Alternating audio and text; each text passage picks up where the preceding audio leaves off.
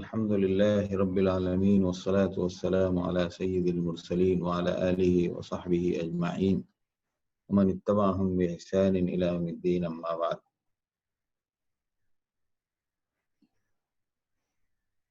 أعوذ بالله من الشيطان الرجيم. إن المتقين في جنات ونعيم فاكهين بما آتاهم ربهم ووقاهم ربهم عذاب الجحيم. كلوا واشربوا هنيئا بما كنتم تعملون متكئين على سرر مصفوفة وزوجناهم بحور عين. سورہ طور کی آیت نمبر 17، 18، 19، 20 آگے بھی ہم پڑھیں گے انشاءاللہ. ان المتقین فی جنات و نعیم، اللہ چھٹلانے والوں اور انکار کرنے والوں اور کفار اور عذاب جن کو دیا جائے گا، جب ان کا تذکرہ فرماتے ہیں تو انعام جن پر انعام ہوگا، جو نجات پائیں گے، اللہ ساتھ میں ان کا بھی ذکر فرما دیں. اس لیے کہ ہر بندے کا حشر کے میدان میں دو حال ہوگا، اما الجنت و اما النار. یا تو اس کو جنت کے راستے پہ فرشتوں کے حوالے کر دیا جائے گا اور فرشتہ ان کو ان کی جنت تک پہنچائے گا، یا جن کو عذاب، جن کے حق میں عذاب کا فیصلہ ہوگا، فرشتوں کے حوالے کیا جائے گا، خذوہ فغلوہ ثم الجحیم صلوہ. اور جنت تک لے جانے کے لیے بھی فرشتے ہوں گے. وَيُدْخِلُهُمُ الْجَنَّةَ عَرَّفَهَا لَهُمْ، اللہ جس جنت کا اللہ نے اپنے بندوں سے انٹروڈیوس کروایا ہے، اس جنت تک اللہ ان کو اس جنت میں داخل کروائے گا. باضابطہ فرشتے لے کر جائیں گے. لہذا دونوں ذکر ہوتا ہے، اما الجنت و اما النار. تو جس انجام کا سامنا ہے، جس انجام سے دوچار ہونا ہے، وہ دونوں ساتھ میں ذکر ہوتے ہیں کہ یہاں جانا ہے اور یہاں نہیں جانا ہے، اس راستے کو اختیار کرنا ہے اور اس راستے کو نہیں اختیار کرنا ہے. اسی لیے عموماً کوئی خاص سیاق نہ ہو تو جب عمومی بات ہوگی تو ایمان اور کفر دونوں کا تذکرہ ہوگا، انعام اور عذاب دونوں کا تذکرہ ہوگا، معروف اور منکر دونوں کا تذکرہ ہوگا. یامرون بالمعروف وینہون عن المنکر. ہمیں چونکہ بہت ایزی ہوتا ہے، کسی سے پنگا نہیں لینا پڑتا ہے اور اپنی مقبولیت بھی برقرار رہتی ہے، اور اللہ معاف کرے، اللہ ہمیں ان مفادات اور ان خواہشات اور ان جذبات سے اللہ ہمیں آزاد فرمائے. انسان کی جو ایک طبیعت ہوتی ہے مقبول اور مشہور ہونے کی، یہ اچھوں کو دھوکے میں مبتلا کر دیتی ہے.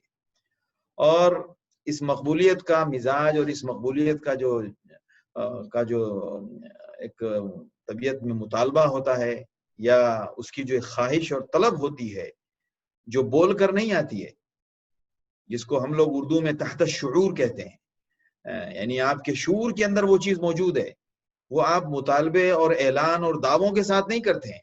وہ ایک اندر کا ایک داعیہ ہے جو آپ کو ہر مقام پر اس کام کے لیے تیار کرتا ہے، جس کو تحت شعور کہتے ہیں. لہذا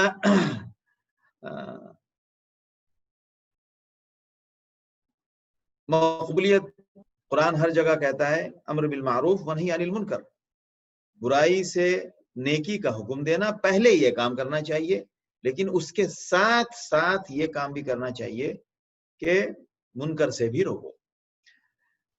عمومی جب نظام ہو دعوت و تبلیغ کا یا کوئی بات سمجھانے کا، تو دونوں پہلو سمجھانا چاہیے. بولا بیٹا سچ بولنے کی یہ خوبیاں ہیں، سچ بولنا بہت اچھی بات ہے، اور جھوٹ کی یہ خرابی ہے، جھوٹ کا یہ انجام ہے، دونوں ساتھ میں بتانا چاہیے. معروف بولتے ہوئے تو بہت مزہ آتا ہے، بزرگوں کے فضائل بیان کریں، یہ کریں یہ کریں یہ کریں یہ کریں، لیکن یہ کام بزرگوں کے نہیں ہوتے، ہم نے آج تک نہیں بیان کیا. ہم یہ تو ضرور بیان کرتے ہیں کہ بزرگ ایسے ہوتے ہیں، بزرگ ایسے ہوتے ہیں، بزرگ ایسے ہوتے ہیں، لیکن ہم نے یہ کبھی نہیں بیان کیا کہ جن میں یہ خصلتیں ہوں وہ بزرگ نہیں ہوتے ہیں. لہذا نتیجہ یہ ہوا کہ ہمارے یہاں ون وے بزرگ پرستی بہت آ گئی، بہت زیادہ آ گئی، اور ہم نے کچھ خاص وضع خطا کو اپنے لیے بزرگی کا ایک ماڈل سمجھ لیا کہ یہ چیز پائی گئی تو یہ بزرگ ہے. اللہ بچائے.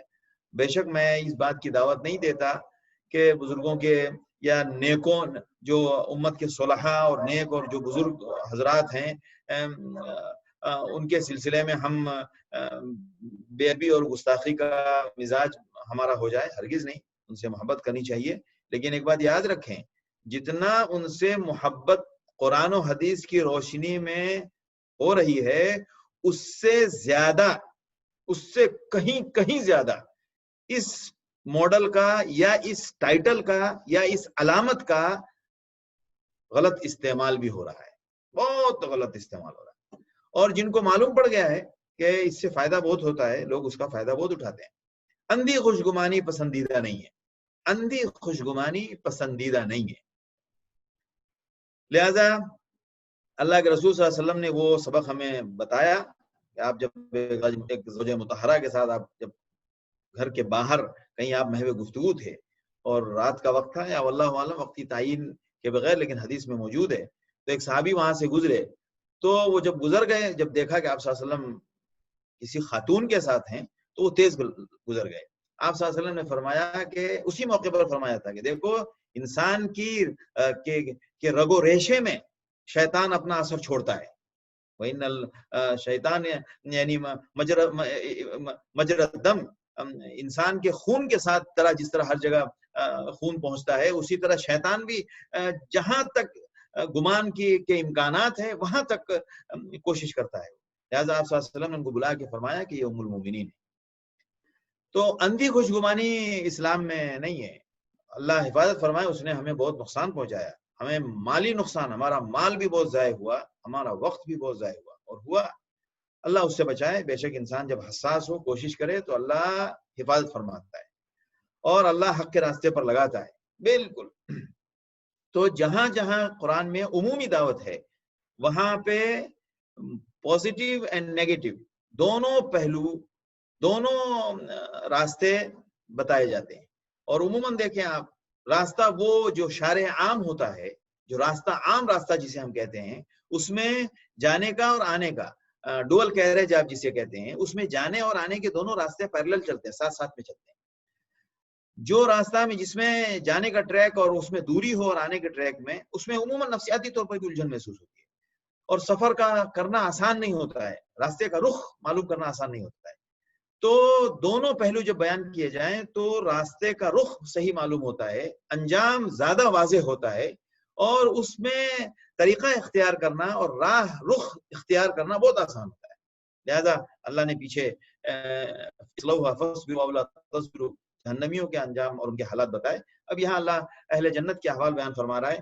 ان المتقین فی جنات و نعیم, بے شک وہ لوگ جو تقوی والے ہیں, جنہوں نے زندگی میں تقوی اختیار کیا, وہ اللہ کے باغات میں ہوں گے. وہ باغات جو اللہ نے اس کام کے لیے اور جو اس مقصد کے لیے اللہ نے بڑی شان اور بڑی عظیم قدرت کے ساتھ, اللہ نے جو اللہ کی جو قدرت عظیمہ اور قدرت مطلقہ ہے, اس کے ساتھ اللہ نے اس کو تیار فرمایا ہے.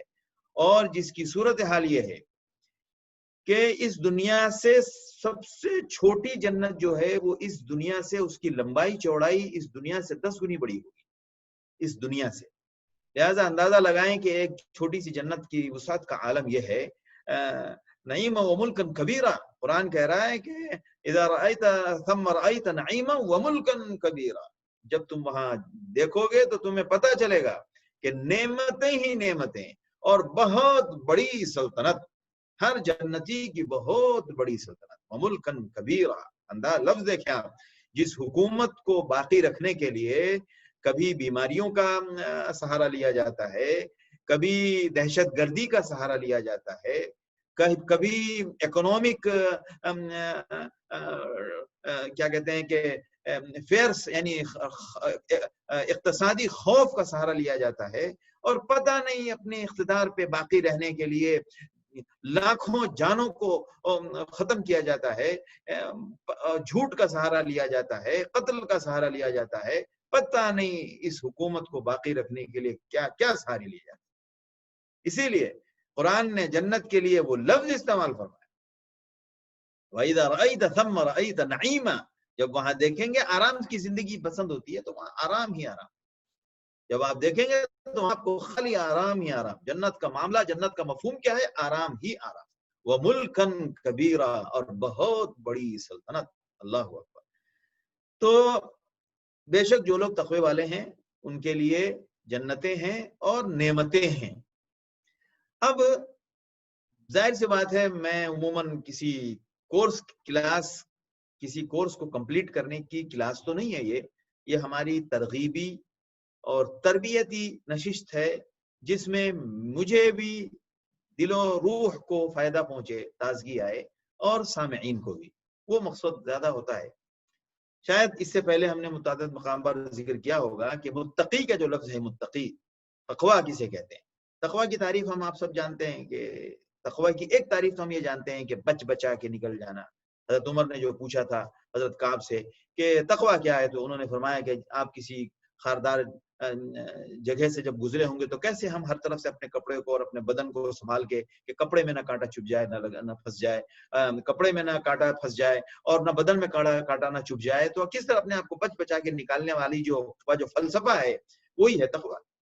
اب یہ تو ہمیں معلوم ہے کہ بچا کے نکل جانے کا نام ہے تقویٰ، اور تقویٰ اسی کو کہتے ہیں کہ ہر موقع پر اپنے آپ کو بچانے کی فکر کرنا. لیکن یہ بھی یاد رکھیے کہ تقویٰ کا مطلب یہ نہیں ہے کہ متقی سے گناہ نہ ہو.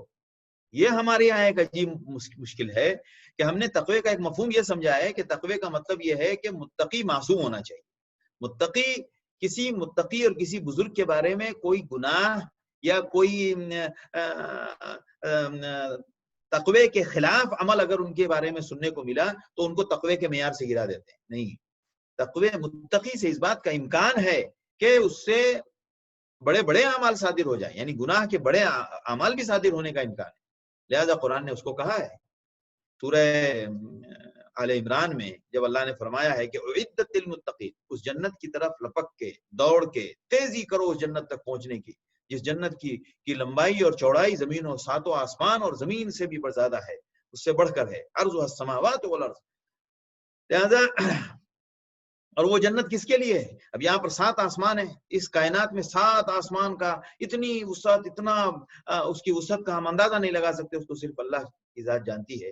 اللہ فرما رہے ہیں اچھا وہاں انسان آباد نہیں ہے، اور یہ جو جنت ہے وہ اس کی وسعت آسمانوں اور زمین کے برابر ہے، تو یعنی وہ سب آباد ہوگا جنتی سے. تو اس سے اندازہ لگائیں کہ جنت کی وسعت کتنی ہے. تو قرآن کہہ رہا ہے کہ جب وہاں پر اللہ نے فرمایا کہ ہم نے بنایا کس کے لیے؟ للمتقین، متقیوں کے لیے. اب اس کی تعریف اللہ بیان فرمائے، اعدت للمتقین الذین ينفقون فی السراء والضراء والکاظمین الغیظ. جو خوشی کے حالت میں اور تنگی کے حالت میں خرچ بھی کرتے ہوں، خرچ کرنے کے لیے وہ بہانے نہیں ڈھونڈتے، بس یعنی کہ ارے ابھی ٹائٹ حالت ہے، ابھی یہ ضرورت ہے، ابھی وہ ضرورت ہے. جب تقاضا آیا اور ان کا ہاتھ آگے بڑھا. والکاظمین الغیظ، اس میں یہ کہا جا رہا ہے، یہ نہیں کہا جا رہا ہے کہ ان کو غصہ ہی نہیں آتا ہے. یہ میں دوسرے پہلو کی طرف لے کر جا رہا ہوں، جو نہیں ہمارے یہاں صرف ایک پہلو پہ بات ہوتی ہے. غیظ کا مطلب، والکاظمین الغیظ کا مطلب ہوا کہ ان کو غصہ آتا ہے. غصے کا آنا تقوی کے خلاف نہیں ہے، لیکن غصے کے آنے کے بعد خود باہر ہو جانا، خود نکل جانا. غصہ آیا ہم نکل گئے مطلب اپنے آپ سے نکل گئے، یہ تقوی کے خلاف ہے. غصے کا آنا تقوی کے خلاف نہیں ہے. لہذا ان کی خصوصیت کیا ہے کہ دوسروں کے ساتھ معاملہ یہ ہے کہ ان کو غصہ آئے گا تو وہ آپ سے باہر ہو جاتے ہیں، اور متقیوں کو جو غصہ آتا ہے تو غصے کو دباتے ہیں. والکاظمین الغیظ. اللہ ہمیں یہ توفیق نصیب فرمائے. یہ سننے سنانے کا فائدہ یہی ہوتا ہے، اور بے شک یہ کہیں نہ کہیں تو کام کرتا ہے نا. یہ ہم دن میں اگر 10 مرتبہ غصہ آیا تو یہ نہ سمجھے کہ بعض لوگ یہ سمجھتے ہیں کہ بعض لوگ یار ہر وقت غصے میں بات کرتے ہیں. جو بندہ ہر وقت غصے میں بات کرتا ہے، اگر وہ اللہ سے ڈرنے والا ہے تو یہ بات سوچ کے چلے کہ اگر وہ تقوی والا بندہ ہے تو وہ 10 جگہ اپنے غصے کو دباتا بھی ہوگا. بالکل.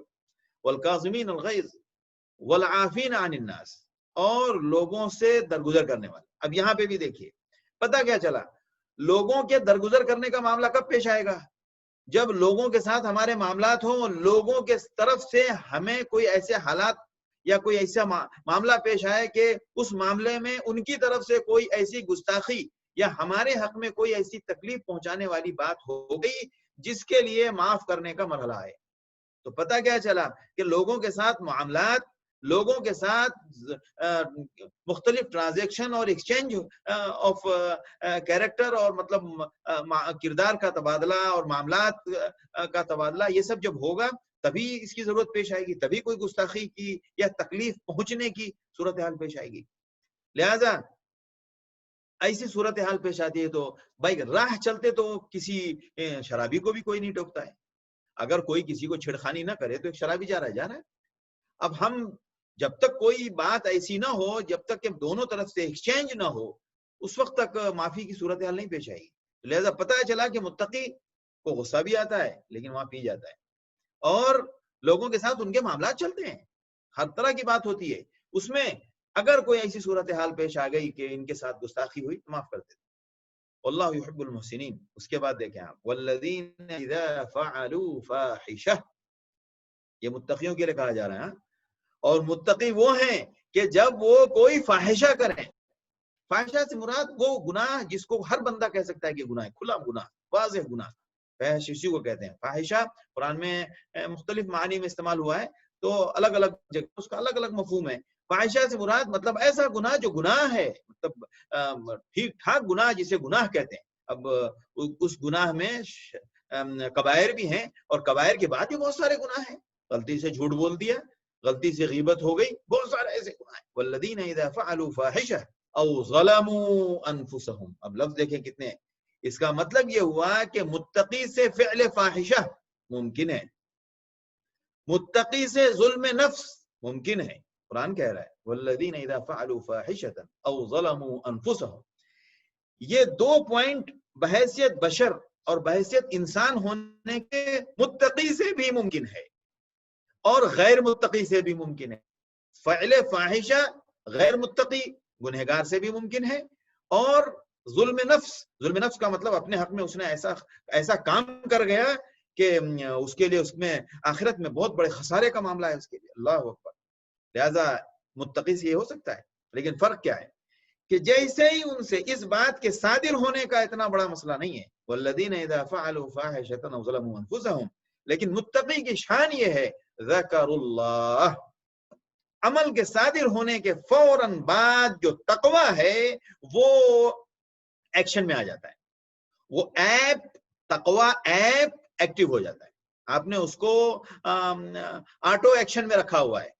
لہٰذا وہ جیسے آپ ٹائپ کرتے ہیں نا کوئی ورڈ، کنفرم ٹائپ کرنا جائے تو CONFI آپ نے ڈالا تو آگے آپ کو اس کے آگے کے کتنے لیٹر ورڈز ہیں وہ سب آٹو کریکشن میں یا آٹو ٹائپ میں وہ آ جاتا ہے۔ لہذا ایپ یہ سب کیوں بنے ہیں؟ یہ بتانے کے لیے کہ یہ سب قدرت کے اندر یہ چیزیں موجود ہیں۔ جیسے ایک بچہ چا بولے گا، آپ کو سمجھ میں آتا ہے کہ وہ چاکلیٹ بولنے جا رہا ہے، کیا بولنے جا رہا ہے، اس کے ایکشن سے آپ سمجھ لیتے ہیں۔ یہ آپ کے ایپس میں ہماری آپ کی جو موجود صلاحیت ہے اسی کو مشینی شکل دے دی گئی ہے۔ تو لہذا تو اس سے غلطی بڑی ہو گئی یا اس نے اپنے بارے میں بہت خسارے کا کوئی مرحلے سے گزر گیا جو آخرت کے لیے بہت نقصان دہ۔ ظلموا انفسهم ذکروا اللہ، تو وہ تقوی کا جو مادہ ہے اور تقوی کا جو وصف ہے اور تقوی کی جو نعمت ہے اور تقوی کی جو طاقت ہے وہ حرکت میں آ جاتی ہے۔ تو وہ حرکت میں آ کے کرتی کیا ہے؟ یہ ہم نے درست نہیں کیا، غلط کیا۔ ذکر اللہ، فوراً انہیں اللہ یاد آتا ہے، فوراً اللہ یاد آتا ہے۔ عمل کا ہو جانا یہ تقوی کے خلاف نہیں ہے، لیکن عمل ہونے کے بعد اللہ یاد نہ آنا یہ ہے، یہاں سے تقوی کا ایکشن شروع ہوتا ہے۔ لہذا ذکر اللہ کو یاد کرتے ہیں، فوراً اللہ یاد آتا ہے۔ اور اللہ یاد آنے کا مطلب کیا ہے؟ وہ ہمارے یہاں اللہ توبہ اللہ توبہ اللہ توبہ، یہ ہمارے یہاں کی بڑی ریڈی میڈ توبہ ہے۔ یہ آپ کو بڑی آسانی سے ہو جاتی ہے یہ توبہ، 2 مرتبہ 3 مرتبہ اللہ توبہ، اور بعض لوگ ہمارے یہاں ایسے کان گردن پکڑ لیں گے، ماشاءاللہ۔ توبہ اسے کہتے ہیں کہ گناہ کو گناہ سمجھا، اس پر نادم ہو کے اللہ سے معافی مانگی اور دل میں یہ ارادہ کیا کہ نوٹ اگین، یہ دوبارہ نہیں ہونا چاہیے۔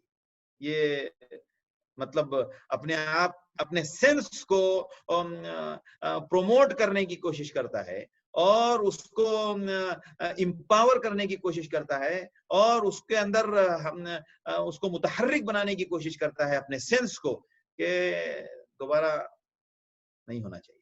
اور عجیب بات ہے اس موقع پر حدیث لکھی ہے, اللہ کے رسول صلی اللہ علیہ وسلم نے ذکر فرمایا کہ ایک بندہ ایک بار گناہ کرے پھر توبہ کرتا ہے, وہ جانتا ہے کہ اللہ کے علاوہ کوئی توبہ قبول کرنے والا نہیں ہے, ہر حال میں اس کا حل یہی ہے کہ توبہ کرو, پھر گناہ ہو جاتا ہے اسے, پھر توبہ کرتا ہے, پھر گناہ کرتا ہے, پھر توبہ ہو جائے کرتا ہے, پھر وہ یہ مستقل یہ ریپیٹیشن چالو ہے اس کی, گناہ بھی کرتا ہے توبہ بھی کرتا ہے, گناہ بھی کرتا ہے توبہ بھی کرتا ہے. اس حدیث میں تو اللہ کے رسول صلی اللہ علیہ وسلم نے فرمایا کہ یہ بندہ اپنی طبیعت میں گناہ کی معافی مانگنے والا ہے اور یہ گناہ کی معافی مانگتا رہے گا اور یہ مانگتا رہتا ہے. اب جاؤ یہ اس کو کرنے دو, میں نے اس کو معاف کر دیا, چھوڑ دو اس کو, اب جو کرتا ہے کرنے دو, میں نے اس کو معاف کر دیا. کیوں کہ معافی مانگنے کی اس کی طبیعت ہو گئی ہے, بن گئی ہے. گناہ کرنے کی عادت کو اللہ نہیں دیکھتا ہے, استغفار کرنے کی عادت کو اللہ اس کو اللہ قبول کر لیتا ہے, لہذا اس کو سیو کر دیتا ہے, اللہ استغفار کو سیو کر دیتا ہے اور گناہ کرنے کے اس کو ڈیلیٹ کر دیتا ہے کہ اس کو اب کرنے دو, یہ پھر اس کی عادت بن, پھر گناہ ہوگا پھر توبہ کرے گا, پھر گناہ ہوگا پھر توبہ کرے گا, میں نے اس کو معاف کر دیا. تو ذکر اللہ فاستغفروا لذنوبہم ومن یغفر الذنوب الا اللہ, یہ تفصیل میں نے اس لیے ذکر کر دیا اتفاق سے, بہت ساری چیزیں دل میں نہیں ہوتی لیکن کوئی بات آئی ذہن وہاں پہ رک گیا اور بات وہی ہونے لگی. یہ میں نے اس لیے بھی ذکر کی کہ ہم یہ نہ سمجھیں کہ متقی جو اولیاء اللہ فرشتوں کے بعد انبیاء کے بعد ایک کوئی ٹولی ہے, کوئی جماعت ہے اور وہی متقی ہوتے ہیں. ہم آپ تو تقوی کا خواب بھی نہ دیکھیں. یہ ہمیں سمجھایا اس انداز سے گیا ہے کہ ہم اپنے آپ کو متقی کی لائن پہ اور تقوی کا خواب اور تقوی کا شوق بھی نہیں رکھتے, ہرگز نہیں. ایک بات یاد رکھیں, امام قرطبی نے ذکر کی ہے باضابطہ ایک عبارت جس میں انہوں نے لکھا ہے کہ ایک بندہ اپنی وضع قطع میں بہت متقی نظر آئے گا لیکن وہ اپنے انجام کے اعتبار سے بہت گنہگاروں کے ساتھ اس کا انجام ہوگا, یہ اللہ جانتا ہے. اور بہت سارے لوگ اپنی وضع قطع میں لگے گا, رہے یہ تو بہت ایکشن والا ہے, بہت ماڈل بوائے ہے اور بہت فیشن پرست ہے اور وغیرہ وغیرہ, دکھنے میں تمہیں کچھ نظر نہیں آئے گا لیکن پتہ نہیں اس کے اندر کی کیفیت اللہ کے ساتھ کتنی قریب اور کتنی جڑی ہوئی ہے اور کتنی مضبوط ہے, وہ آپ جان نہیں سکتے. میں پتہ نہیں شاید اس قسم کی مثالوں کے لیے اللہ تعالیٰ نے کچھ شخصیتوں کے ساتھ ایسا معاملہ رکھا, واللہ عالم, یہ سمجھانے کے لیے کہ شاید وضع قطع آخری علامت نہیں ہے. کبھی کبھی ہم لوگ اس پر غور بھی کرتے ہیں. اب مثال دیکھ لیں آپ, علامہ اقبال رحمۃ اللہ علیہ اپنی وضع قطع میں تو وہ بندہ مولوی نہیں تھا. جو اللہ کی ذات ان کے اوپر ایسی ایسی نصیحت کی باتیں اور ایسے ایسے حق کی باتیں اور ایسی ایسی باتیں کہ بڑے بڑے متقی کا دل پگھل جائے.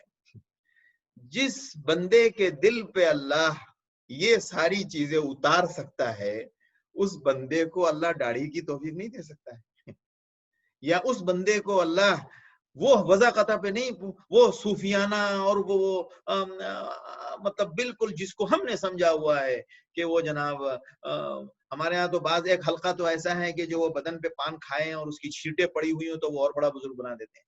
یہ ہمارے معاشرے نے بنایا ہے اور ہم اس کے شکار ہیں. ہمارے بعض معاشرے نے تو وہ بعض علماء کہتے ہیں نا کہ ہمارے تو حال یہ ہے کہ جب کوئی بزرگ ننگا ہو جائے تو اس کو اللہ کے اور قریب پہنچا دیتے ہیں. یعنی بزرگی کا ایک معیار یہ بھی ہے, اللہ معاف کرے, اور یہ سب فرقے ہیں موجود ہیں, آپ کتابوں میں پڑھ سکتے ہیں. یہ مغل کے دور میں خاص طور سے مغلیہ جو دور گزرا ہندوستان کا, اس میں آپ جا کے دیکھیں کیسے کیسے ایک سلسلہ مداریہ تھا, اس کے سلسلے کو برہنہ ہونا صرف شرمگاہ کا سطر ان کے ہاں بس کافی تھا, اور وہ جناب ایک سلسلہ ہے اس میں پیری مریدی چل رہی. اللہ توبہ استغفر اللہ. تو ہم نے تو بزرگی کا یہ معیار بنا کے رکھا ہوا ہے, لیکن حقیقت یہ ہے کہ انسان کا دل اللہ کی ذات پر ایمان اور یقین اور آخرت کا خوف یہ کس دل میں کتنا بیٹھا ہوا ہے, یہ لباس سے اندازہ لگانا ممکن نہیں ہے. یہ تو آج کی سیاست میں کہا جاتا ہے کہ لوگ کپڑے سے پہچان لیے جائیں گے، یہ اسی سیاست کے موافق جملہ ہے جو شاید ان کی زبان سے نکلا ہے، جو ہمیں نہیں کہنا چاہیے. شاید اس کی زبان سے اس لیے نکلوایا ہے اللہ نے تاکہ ہمیں غیرت دلائی جائے کہ کسی کی اچھائی، کسی کے رتبے کی بلندی اور کسی کے کیریکٹر کی ٹرانسپیرنسی آپ اس کے لباس سے اندازہ نہیں لگا سکتے. جو جتنا صاف کپڑے والا ہے وہ اندر سے کتنا گندا ہے، وہ تو قیامت کے دن وہ تو آپ اندازہ نہیں لگا پاؤ گے، آپ کے پاس کوئی مشین بھی نہیں. لا حول ولا قوت الا باللہ. تو ان المتقین فی جنات و نعیم، تقوی کے لیے امید رکھیں. اللہ ہمیں بھی انشاءاللہ بہت سارے وہ کام جو تقوی کے ہیں وہ ہم جب کرتے ہیں تو وہ تقوی کے کام. اگر ایک عام انسان اگر وہ حرام حلال کی فکر میں اگر کوئی چیز چھوڑ دیتا ہے حرام کی وجہ سے اور حلال کی فکر میں رہتا ہے، وہ تقوی کا عمل کر رہا ہے. ایک بندہ جھوٹ نہیں بولتا ہے، سچ کی فکر کرتا ہے، وہ تقوی کا عمل کر رہا ہے. خواہ وہ رکشہ چلانے والا ہو، خواہ وہ سبزی بیچنے والا ہو، خواہ وہ روڈ کے اوپر ٹھیلے پہ سامان بیچنے والا ہو، کوئی بھی ہو، اگر وہ اس درجے میں وہ متقی ہے اور امام حرم اگر وہ اپنی زبان سے سچ نہیں بولتا ہے تو اس کے وجود سے اس وقت تقوی دور ہے. اس کے لیے اللہ کے ہاں نظام یہ دکھنے والی چیزوں سے کبھی مروب نہیں ہونا چاہیے. مروب ہونا چاہیے کہ ایک بندہ کام کتنا صاف ستھرا کر رہا ہے، کس کے انداز میں، کس کی گفتگو میں اور کس کے کیریکٹر میں کتنی صفائی ہے، وہ ہے تقوی. لہذا ایک رکشہ چلانے والا بھی متقی ہو سکتا ہے، ایک قلی بھی متقی ہو سکتا ہے، ایک ٹیکسی ڈرائیور بھی متقی ہو سکتا ہے اور ہوتے ہیں، اور ایک بڑی سے بڑی مسجد کا خطیب و امام بھی شیطان ہو سکتا ہے.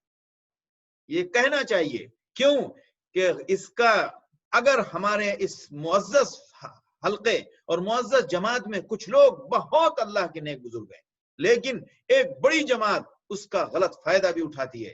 لہذا تقوی اللہ ہمیں نصیب فرمائے. وَجْعَلْنَا لِلْمُتَّقِينَ إِمَامًا. تقوی کیا ہے؟ انہی کاموں کا نام تقوی ہے، انہی اعمال کا نام تقوی ہے. اور انہی حقوق، ایک شخص اپنی بیوی کے حقوق بھرپور ادا کرتا ہے صرف اللہ کی خوف سے اور حق کو حق سمجھتے ہوئے، وہ تقوی کا عمل کر رہا ہے.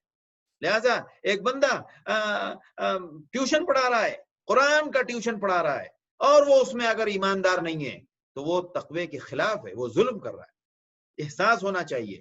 اس کو قرآن جو کہتا ہے ان المتقین، بار بار کیوں لفظ استعمال کرتا ہے؟ اصل میں ہمیں جنت کے فضائل سمجھنے سے زیادہ تقوی کی حقیقت سمجھنا چاہیے اور تقوی کو تقوی سمجھ کے قبول کرنا چاہیے. کیوں کہ جنت تو بالکل بیان ہونی چاہیے اور اس کے تفصیلات بیان ہونی چاہیے، لیکن اس جنت تک پہنچنے کے لیے جو چیز ہمیں چاہیے، جو وہاں تک پہنچانے کے لیے جو سب سے بڑا جو برج ہے وہاں تک ہمیں لے جانے والا اور جو جس پر بشارت دی گئی ہے، وہ ہے تقوی. اللہ ہمیں اس کی تفصیل سمجھائے تاکہ ہر بندہ اپنے آپ کو اپنے لیے کچھ نہ کچھ تقوی کا حصے پا کر اللہ کا شکر ادا کرے کہ اللہ کا احسان ہے الحمدللہ کہ ہم نے حرام سے بچنے کی اور حلال کو اختیار کرنے کی فکر کی، جھوٹ سے بچنے کی اور سچ بولنے کی فکر کی اور اپنے اعمال کے بارے میں فکر مندی کی. یہ ہمیں حاصل ہونا چاہیے. لہذا لباس سے اور وضاقتہ سے اور حلیے سے کوئی بندہ یہ طے کرے کہ تقوی یہاں سے ہم معلوم کریں گے، بالکل نہیں. بہرحال اللہ ہمیں وہ تقوی کے اعمال نصیب فرمائے اور ہر بندہ اس پر قادر ہے اور ہر بندہ تقوی اختیار کر سکتا ہے. یہ ہمارے یہاں اولیاء اولیاء اولیاء اولیاء بول کے نا کام ہم نے بہت خراب کیا. اولیاء اولیاء اولیاء بول کے ہم نے ہر بندے نے ایک اولیاء اولیاء کا درجہ بڑھاتے بڑھاتے ان کو 7ویں آسمان پر پہنچا دیا. مطلب یہ کہ آپ کا کام نہیں ہے ولی بننا، ہر بندہ ولی بن سکتا ہے. قرآن کہتا ہے واللہ ولی المؤمنین، اللہ ایمان والوں کا ولی ہے. ذالک بان اللہ مولی الذین آمنوا وان الکافرین لا مولی لهم. اللہ تو ہر ایمان والے کے ساتھ دوستی اور اس کی کفالت اور اس کی کارسازی کا اعلان فرما رہا ہے. اللہ تعالی ہمیں انما ولیکم اللہ ورسولہ والذین آمنوا الذین یقیمون الصلاۃ ویؤتون الزکاۃ وهم راکعون ومن یتول اللہ ورسولہ، جو بھی اللہ اور اللہ کے رسول کے ساتھ دوستی کرے گا، ومن یتول اللہ ورسولہ والذین آمنوا، اور ایمان والوں کے ساتھ دوستی کرے گا، فإن حزب اللہ هم الغالبون. ان المتقین فی جنات و نعیم. تو یہ ہے وہ تقوی والے. اللہ تعالیٰ بے شک تقوی والے جو ہوں گے وہ باغات میں ہوں گے اور نعمتوں میں ہوں گے. فاکہین بما آتاہم ربہم، اور لطف اندوز ہو رہے ہوں گے، لذت لے رہے ہوں گے ان باتوں کی، ان نعمتوں کی جو اللہ نے ان کو دی ہے. وَوَقَاهُمْ رَبُّهُمْ عَذَابَ الْجَحِيمِ. دیکھیں دونوں باتیں ہوتی ہیں. جنت میں جانا جو انعام ہے، وہ اس کے ساتھ ساتھ یہ بھی ایک بہت بڑی نعمت ہے کہ اللہ نے ان کو جہنم سے بچایا. وَوَقَاهُمْ رَبُّهُمْ، ان کے رب نے ان کو بچایا عذاب الجحیم، جہنم کے عذاب سے، آگ کے عذاب سے. کلو وشربو، کھاؤ اور پیو، ہنی ان، آسودہ ہو کر اور بے فکر ہو کر. ہنی بالکل آسودہ ہو کر، یعنی نہ تو مقدار کی ٹینشن ہے اور نہ مدت کی ٹینشن ہے. مقدار اور مدت کی ٹینشن سے آزاد ہو کر، یہ کب ملے گا پتہ نہیں، بعد میں ختم ہو جائے گا، اور تھوڑا اور زیادہ، مطلب اتنا کرو زیادہ نہ ہو جائے، نہیں، بے آسودہ ہو کر. بما کنتم تعملون، آپ کو اس آسودگی کیوں دی گئی ہے؟ بما کنتم تعملون، آپ جو عمل کیا کرتے تھے. متقین علی سرر، یہ لوگ سب ٹیک لگائے ہوں گے گاؤ تکیے پر، اور مسندوں پہ ٹیک لگائے ہوں گے، مصفوفہ، جو مسند بالکل قرینے سے اور ایک ترتیب سے رکھے ہوئے ہوں گے.